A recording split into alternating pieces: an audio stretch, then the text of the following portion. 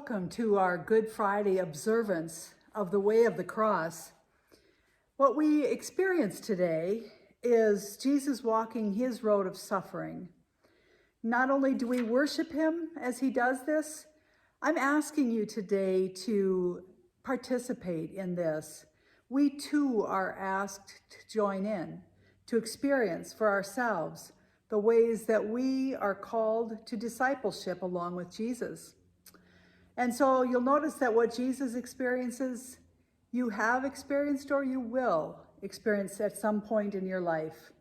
Times of testing, times of trial, times when you are betrayed, times that you experience judgment, and then finally being buried by the circumstances of life. And these are the tough things that we have to endure in our lives. We'll all experience them at some point and in some way. It might not be just the way that Jesus experienced it, but it will be our own unique path of suffering. So we learn from Jesus that this is the path of suffering, and you and I walk it with Jesus. And so today, I ask you not to just watch the video, but to pause it between stations and pay attention to what you're being asked to consider.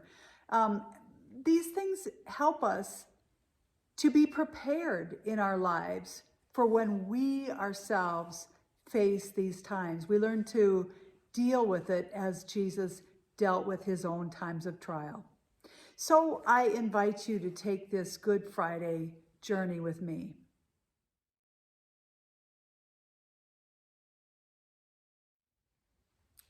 Jesus prays alone. A reading from Luke. He came out and went, as was his custom, to the Mount of Olives, and the disciples followed him. When he reached the place, he said to them, "Pray that you may not come into the time of trial." Then he withdrew from them about a stone's throw, knelt down and prayed, "Father, if you are willing, remove this cup from me. Yet not my will, but yours be done." Then an angel from heaven appeared to him and gave him strength. In his anguish, he prayed more earnestly, and his sweat became like great drops of blood falling down on the ground. When he got up from prayer, he came to his disciples and found them sleeping because of grief. And he said to them, "Why are you sleeping? Get up and pray that you may not come into the time of trial."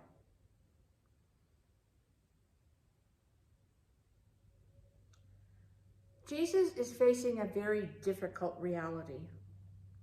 He's struggling with God, trying to discern God's will for the days to come. The purpose of Lent is to draw us into that same level of discernment, leaving us struggling with our humanness to follow God's ways. What are you struggling with as we approach Easter? Write it down on a piece of paper. Place it in the cup before you and pray that God will reveal God's will and provide you with what you need to accomplish it.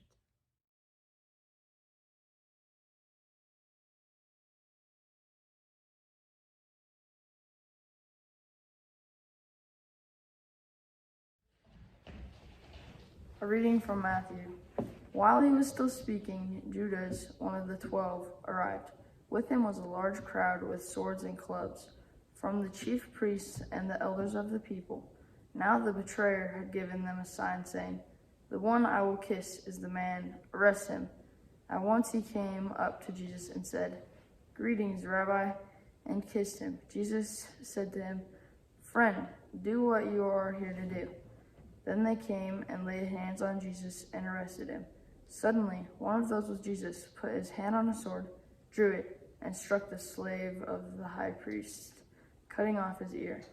Then Jesus said to him, "Put your sword back into its place, for all who take the sword will perish by the sword. Do you think that I cannot appeal to my Father, and he will at once send me more than 12 legions of angels? But how then would the scriptures be fulfilled, which say it must happen in this way? At that hour Jesus said to the crowds, have you come out with swords and clubs to arrest me as though I were a bandit? Day after day I sat in the temple teaching, and you did not arrest me. But all this has taken place so that the scriptures of the prophets may be fulfilled. Then all the disciples deserted him and fled. Peter cuts off the ear of a soldier. Jesus rebukes him and heals the soldier's ear. Over and over again, violence is a reaction to fear, anxiety, or loss of control. Jesus' example to us is one of love and healing, not revenge. When have you witnessed a violent reaction in response to fear, anxiety, or loss of control? Pray over the aftermath of the situation. Ask God to show you how you can respond to violence as a peacemaker.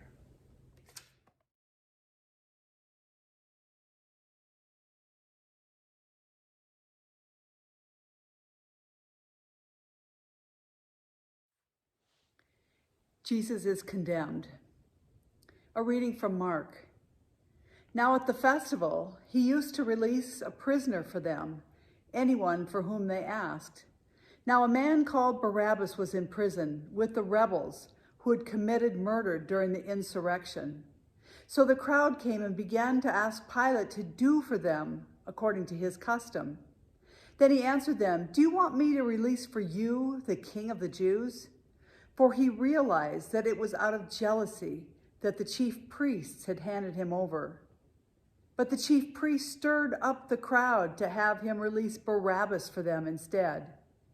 Pilate spoke to them again, then what do you wish me to do with the man you call King of the Jews? They shouted back, crucify him. Pilate asked them, why? What evil has he done? But they shouted all the more, crucify him. So Pilate, wishing to satisfy the crowd, released Barabbas for them. And after flogging Jesus, he handed him over to be crucified. The crowds who had long supported Jesus have now turned against him. They once believed he would restore the political kingdom of David, but now they send him to the cross. Once again, human ambitions are at cross purpose with God. So listen to the sound of an angry crowd.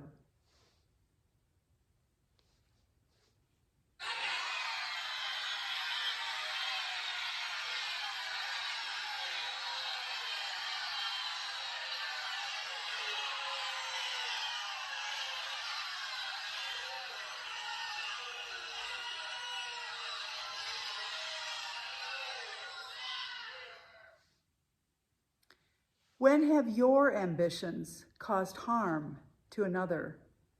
Take those memories to God and ask for forgiveness.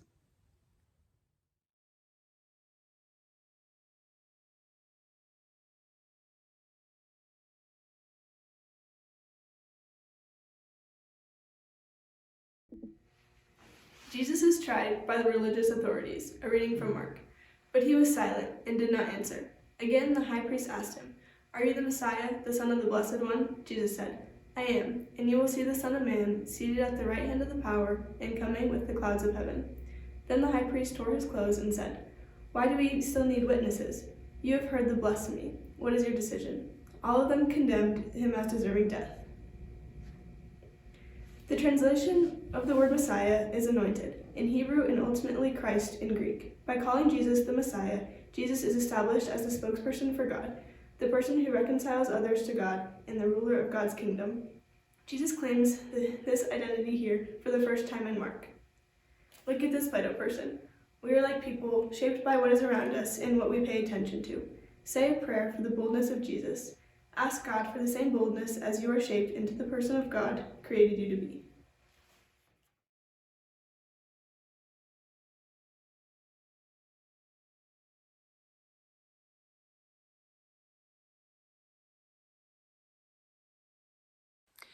Jesus is crowned in thorns.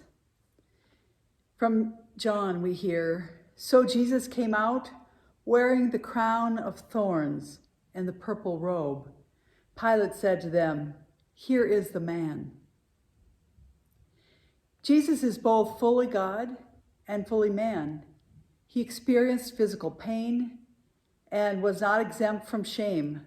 Pilate presents Jesus to his accusers as a beaten and humiliated human, made in God's image and obedient to God. So I've got some thorns from my rose bush that are pretty wicked when I'm working on them. So I was imagining them as the crown of thorns. So imagine the crown of thorns and how it would feel physically to you. Imagine the humiliation Jesus endured. So at this station, pray for your own pain and for the pain of others.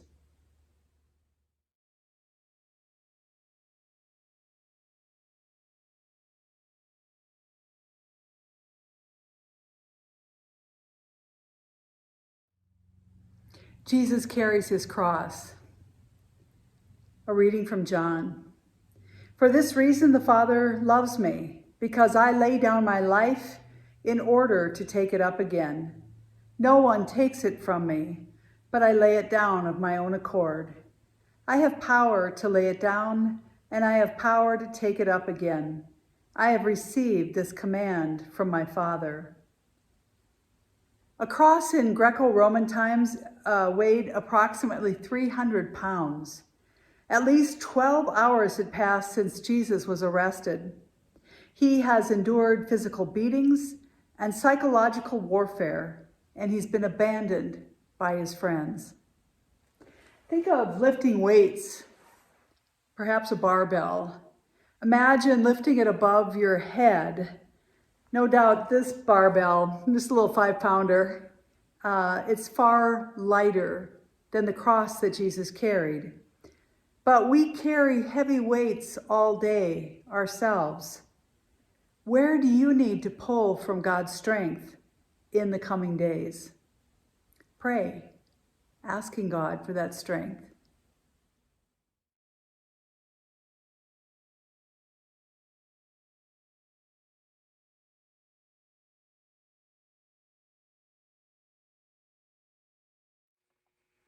Jesus is helped by Simon. A reading from Luke. "As they led him away, they seized a man, Simon of Cyrene, who was coming from the country, and they laid the cross on him and made him carry it behind Jesus." This is the only time that we meet Simon of Cyrene. It is here where a stranger intersects Jesus' journey to death. It is a journey that each of us will know for ourselves and for others. Simon's story reminds us that death is not a lonely journey, or hopefully it's not a lonely journey. In dark times, sometimes strangers become friends. Who has walked alongside of you in life's darkest moments? Who are you called to walk with during theirs? Who are you called to just share a cup of coffee with in a time of need, when maybe you're called to listen to someone's heart being poured out to you? Pray for those who are experiencing or have experienced the journey to death.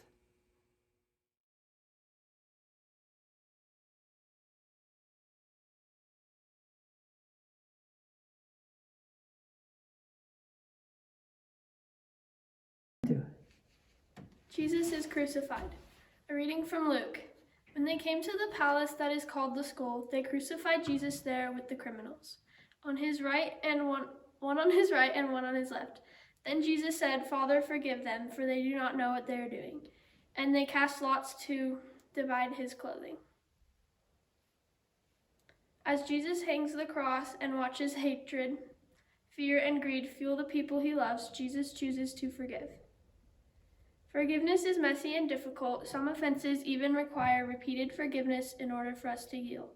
Spend time remembering the people you need to forgive. Write their names in the sand.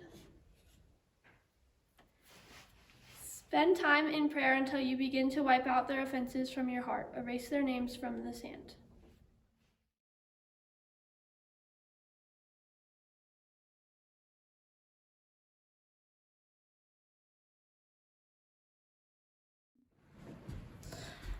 A reading from John. After these things, Joseph of Arimathea, who was a disciple of Jesus, though a secret one because of his fear of the Jews, asked Pilate to let him take away the body of Jesus. Pilate gave him permission, so he came and removed his body. Nicodemus, who had at first come to Jesus by night, also came bringing a mixture of myrrh and aloes, weighing about 100 pounds. They took the body of Jesus and wrapped it with the spices in linen cloths, according to the burial customs of the Jews. Now there was a garden in the place where he was crucified, and in the garden there was a new tomb, in which no one had ever been laid. And so, because it was the Jewish day of preparation and the tomb was nearby, they laid Jesus there. The burial preparations provided for by Joseph and Nicodemus were extravagant. 75 pounds of myrrh and aloe is a quantity used only for royalty. This says that the disciples have buried their king. Put a few drops of the myrrh oil on a cotton ball and smell it.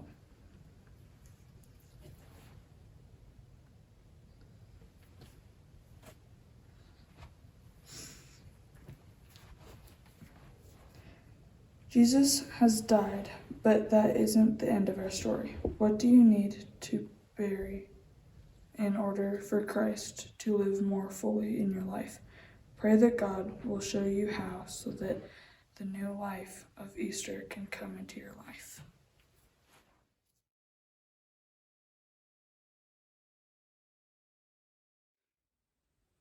Please join me in prayer.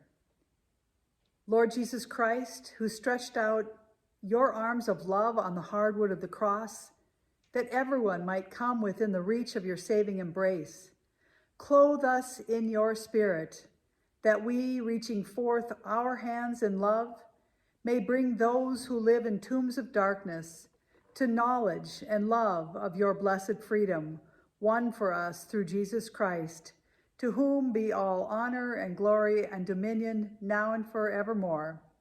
Amen. So a blessed Good Friday to you.